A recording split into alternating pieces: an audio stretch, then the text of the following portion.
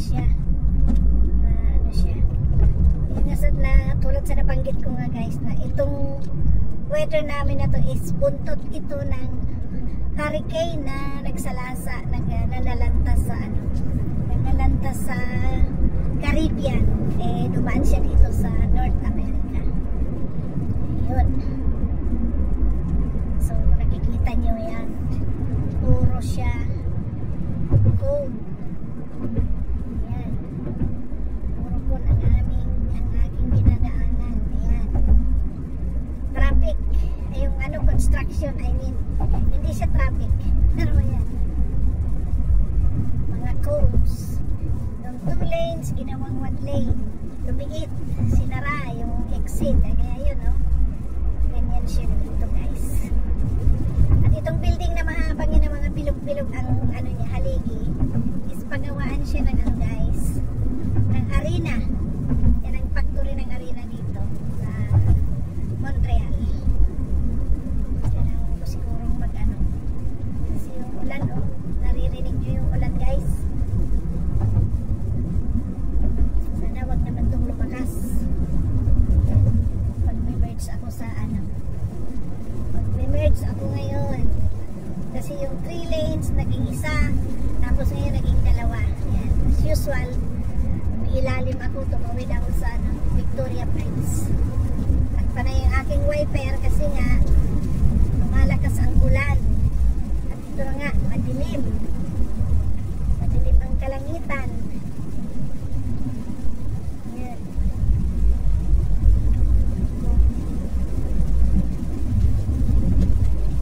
Lumalakas ang ulan. Hindi naman sana tong kasi pag nasa tulay ako minsan pag grabe ang hangin, parang inililipad yung parang ililipad yung aking sasakyan ba. Yan, nakikita niyo yung mga cones na yan. Yan ang isa sa nakakasagabal pag pag ganitong summer. Kasi yung 4 na lane ito naging isa na lang. Yan na, hinati-hati na ng cone na to, yung construction ko na yan.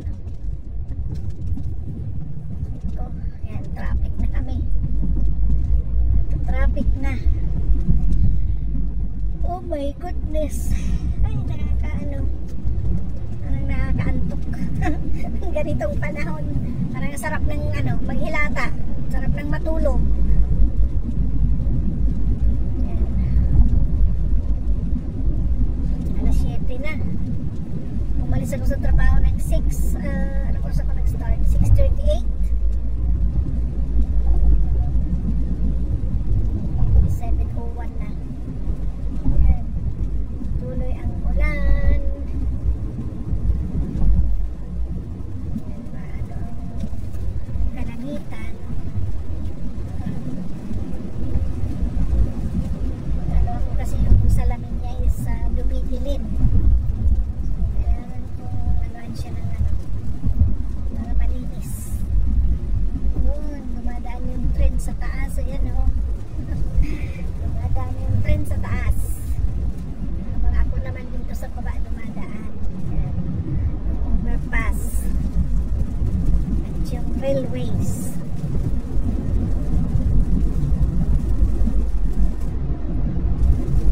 Malakas ang ulan.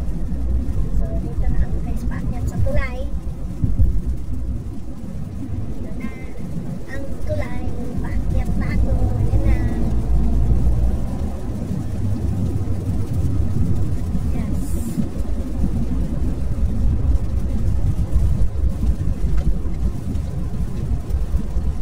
Gas.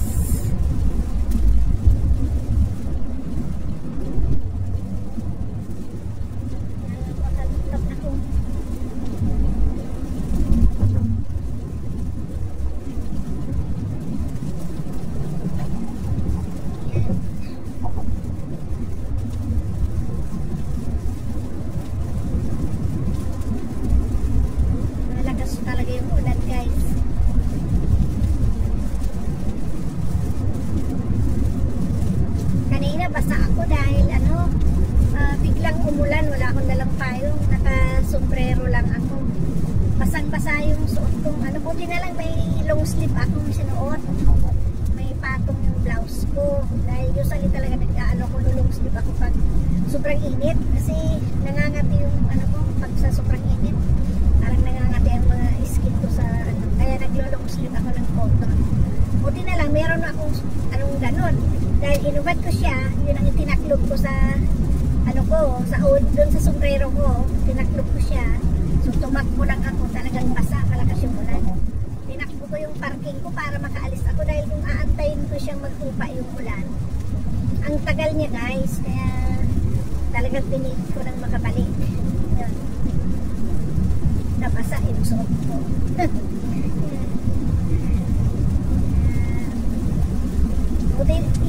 Buti itong sasakyan ko, may payong ako dito. Kaya lang, kahit may payong, siyempre hindi naman ulan. Minsan pag bumababa ako sa sasakyan, hindi ko dinadala ang payong dahil siyempre wala naman ng ulan, mainit. Eh, biglang umulan kahit mainit. Yun. Yan ang makuha. Yan ang makuha na dahil nasa forecast ng ulan, eh, hindi ako nagdala. Diba? So, yan ang makuha ni Lola. Matigas din ang ulo. Oh my gosh. Ito na. Ito na yung pinakatuktok ng tulay guys. Yan. Ako, talagang malakas ng ulan. Handa. Malakas ng ulan. Dinig nyo yung tunog ng ulan guys. Yan o. Parang tunog ng mga maliliit na batong nahuhulog.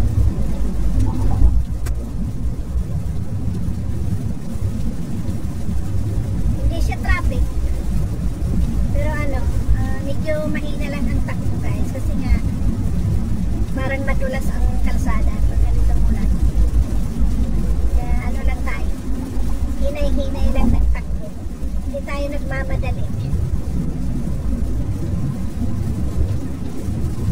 yan o madilim na ang kalsada guys hanggang ano na 7:06 time check 7:06 na ng gabi. Ngayon, madilim na kami.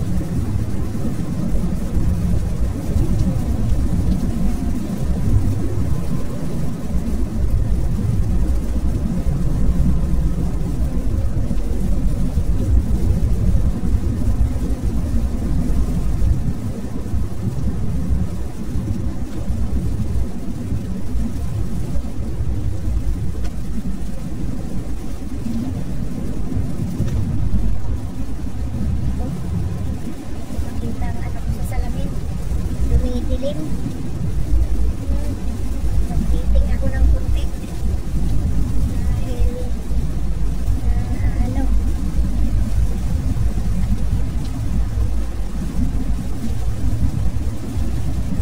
side mirror eh dumidilim.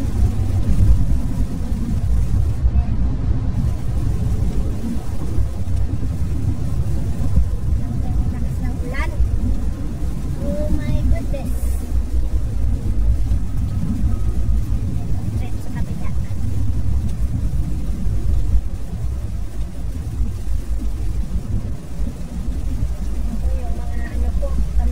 Baka matumba ng hangin yun kasi mga tukod niya ano lang naman nagbubunga na pati siya baka magkanda ano siya dumapa pa sa ano sa lupa dahil sa sobrang hangin.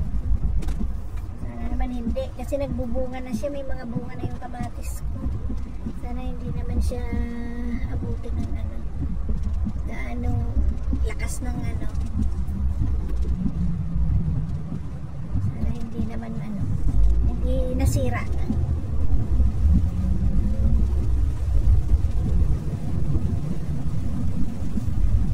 Itong isang sasakyan bukas ang bintana sa likod, hindi niya napansin. Mababasa ang kanyang upuan sa likod. Ayun lang, nakabukas ang bintana. Tapos may nakamotor. Ay nako, ganitong oras nakamotor, basang-basa na yung ano, naka-helmet nga. Basa naman ang kanyang katawan. Stoplight na naman.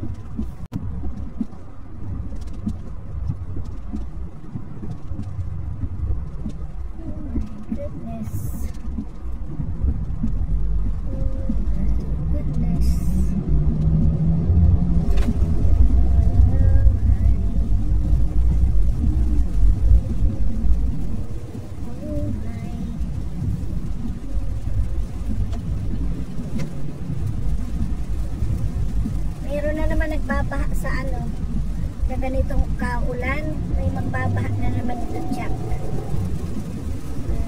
Hindi ba daanan ng mga sasakyan? Kasi baha.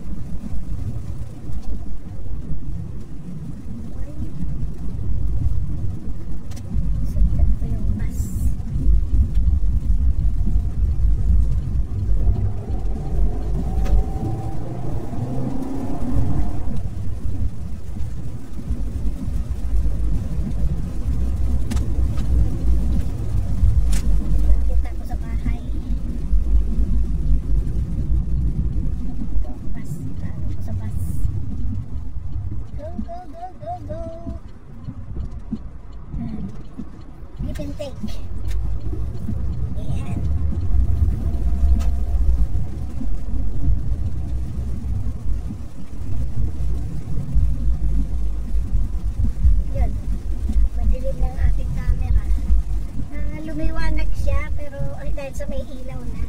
Pero ano na siya guys, 7-11 time check. So 3 minutes na ako nagda-drive doon galing sa Tulay nung nag-time check ako kaninang 7:08. So 3 minutes yung tinakbo ko galing doon sa time check sa Tulay. Ito na ang aming neighborhood. Ito ang neighborhood namin guys. Tahimik dito. Kaya mas gusto ko dito. Walang standby, walang nagsisigaw-sigaw, walang naglalasing, walang ano, wala. May mga maglakad man, yung mga naglalakad lang ng ano, exercise, pero nagtitiyagi. Pero yung mag-i-standby, wala kang makita dito is na nag-i-standby. Wala kang makita dito nag-uumpukan, na nag-iinuman, wala. Walang ganyan dito guys. Pilipino lang ang talagang pag nagkita-kita, ang isang kape maghapon na nakaupo yan sa coffee shop. Kaya minsan pinagbawalan na rin yung mga